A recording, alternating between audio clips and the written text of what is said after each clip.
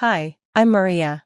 I'm a successful real estate agent, and I've always been good at seeing value, not just in houses, but in relationships too. My husband, Tom, and I were lucky to inherit a beautiful vacation home by the lake. It was quiet, peaceful, and the perfect escape from busy city life and, to be honest, from my in-laws.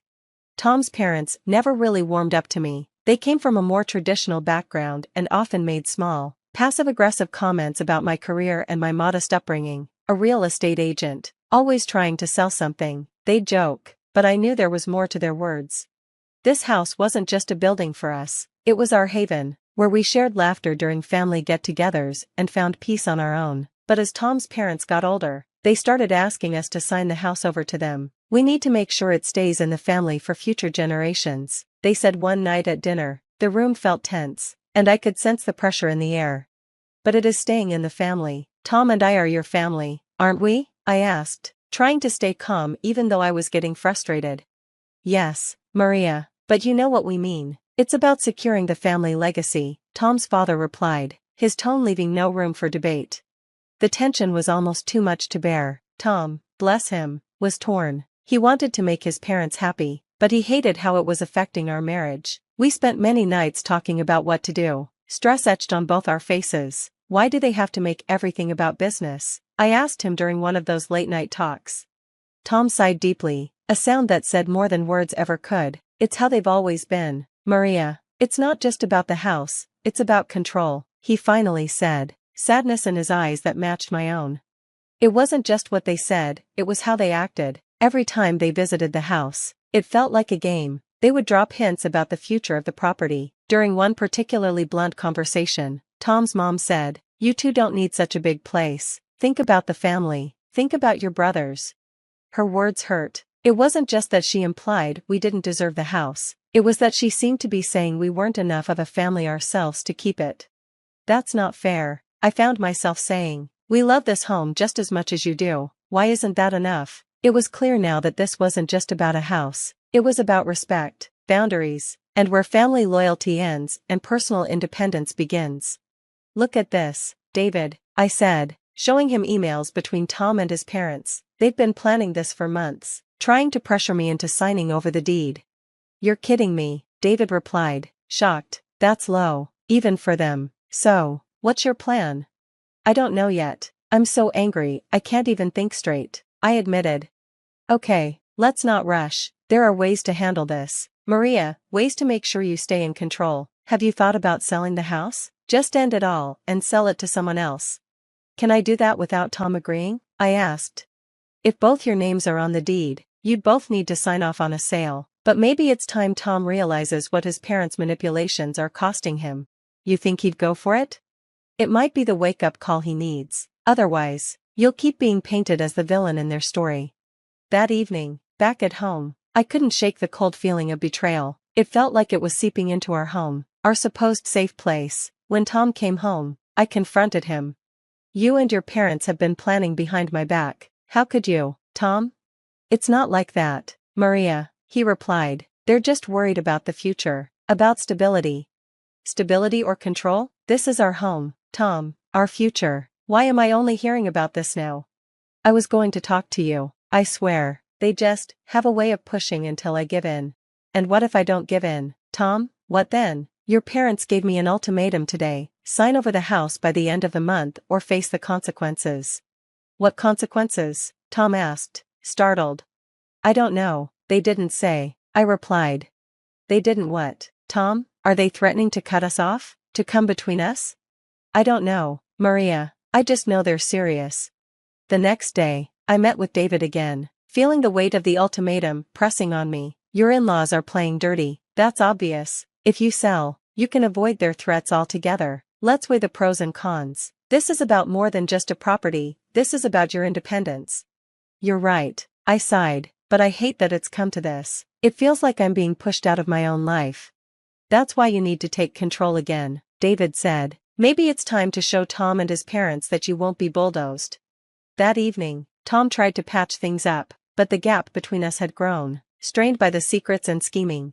Maria, please, he said, let's just talk. We can find a way to make everyone happy.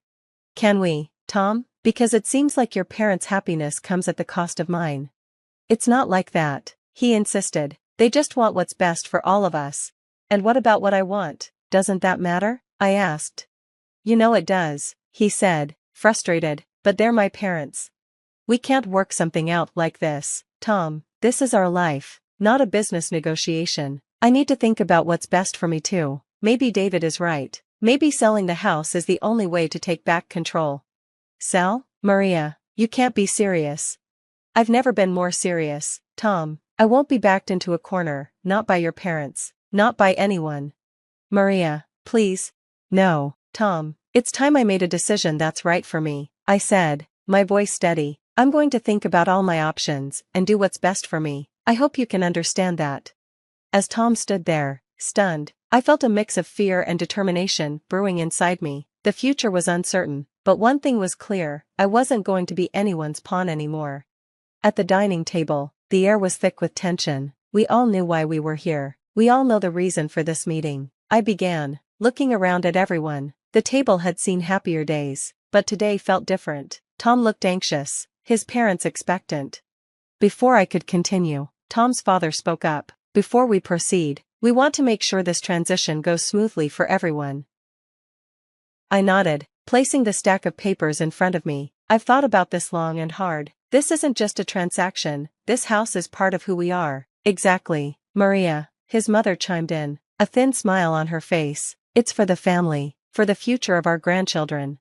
I glanced at Tom, who was staring at the table. Tom, do you have anything you want to say before we continue? He shifted uncomfortably. I just want what's best for us, for our family. And what is best, Tom? I asked softly. He hesitated. I think keeping the house and the family is the right thing to do. It's what my parents want. Taking a deep breath, I leaned forward. Well, there's been a change of plans. Tom's father frowned. What are you talking about, Maria? The house, I said, my voice calm but firm. It's already been sold. The room fell into stunned silence. Tom's eyes snapped up to meet mine. Sold? His mother gasped. To whom? When? To a charitable organization. They plan to turn it into a retreat for underprivileged families, I said, sliding the proof of sale across the table. Tom's father's voice rose. How could you do this without telling us? I had my reasons, I replied firmly. This house was as much mine as it was Tom's. I couldn't let it be used as a tool for manipulation any longer. We never, his mother began, her face flushed. Please, I cut her off. I've seen the emails, the plans, I felt the pressure. This was the only way I knew to protect what was ours, what was mine. Tom looked torn, his voice pained. Maria, why didn't you talk to me about this? I wanted to, but every time we spoke, it felt like your parents' wishes came first.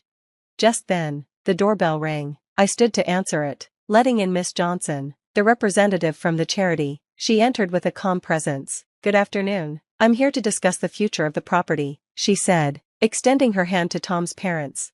Tom murmured, still in shock. We had no idea it would come to this. Miss Johnson smiled warmly. We plan to honor the spirit of this home. Families in need will find peace here, just as you did. I hope you can see the good in that.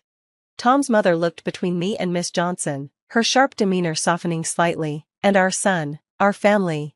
I believe this is a new beginning for all of us, I replied, a mix of relief and defiance in my voice, one where we respect each other's decisions and boundaries. Tom stood and came to my side. I need to think about all this. Maria, can we talk? Of course, I said, hoping this crisis could finally begin to heal the rift between us. As Miss Johnson explained the charity's plans for the home, I caught Tom's eye. There was a flicker of understanding, maybe even gratitude. It felt like the first step toward healing. The meeting ended with promises to communicate better. While the reconciliation wasn't complete, the house felt lighter, its walls ready to embrace a new chapter. The echoes of that meeting stayed with me in the following weeks, a constant reminder of the seismic shift in our family dynamics. As I faced the backlash from Tom's parents and their circle, Tom became my greatest support. One evening, while we sat among boxes in the old vacation home, packing up memories, Tom broke the silence. This isn't just about the house anymore, is it? No, I replied, sealing another box with tape. It's about setting boundaries, Tom. It's about respect. Tom sighed, the weight of everything finally sinking in. You were right, Maria. My parents, they went too far. I see that now.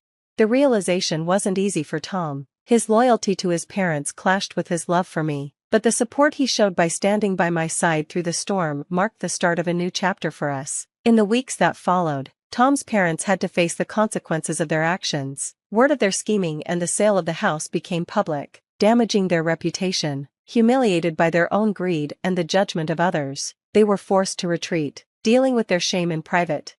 As I look back on everything, the challenges we faced and the victories we achieved, I understand the importance of standing firm in one's values. Selling the vacation home, while filled with conflict, was necessary for us to reclaim our independence and redefine our lives on our own terms.